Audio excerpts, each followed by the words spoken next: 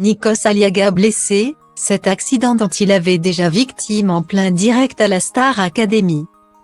Nikos Aliaga est le roi du direct. Sur TF1, l'animateur de 53 ans multiplie les émissions en prime time, que ce soit pour The Voice, les Energy Music Awards ou encore la Star Academy.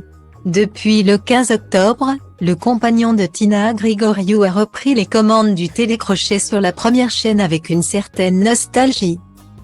C'est grâce au programme qu'il a connu le succès auprès des téléspectateurs et a pu poursuivre sa carrière de présentateur. Entre 2001, le papa d'Agathe et Andreas avait fait ses premiers pas sur le plateau de ce qui allait devenir la plus célèbre école de chant et de danse. Un moment qu'il n'oubliera jamais. Durant 8 saisons, le présentateur a marqué la Star Academy à sa façon au point de reprendre du service plus de 20 ans après. S'il est désormais plus à l'aise qu'à ses débuts, il n'est jamais à l'abri d'un accident, surtout en live. La preuve, à cause d'une chute lors du dernier prime de la Star Academy, l'animateur n'a pas pu assurer la présentation des Energy Music Awards. Il sera quand même sur la scène pour le prime du télécrochet, ce samedi 19 novembre.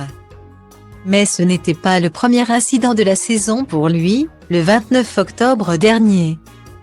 Nikos Aliaga s'était blessé en plein direct et en toute fin d'émission. « Je viens de prendre un coup de micro sur ma dent », avait-il lancé à son acolyte Karim Charny, en faisant une grimace et se cachant la bouche. Plus de peur que de mal finalement pour l'animateur, qui avait rassuré les téléspectateurs en expliquant qu'il allait bien et avait la dent dure.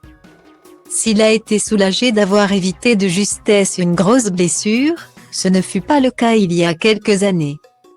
Lors d'une interview accordée au Figaro en 2016, Nikos Aliaga avait confié avoir été victime d'un incident alors qu'il présentait la Star Academy. Un jour, j'ai reçu par inadvertance un coup de coude qui m'a cassé une dent à la fin d'un direct de la Starac. J'ai continué comme si de rien n'était, avait-il révélé.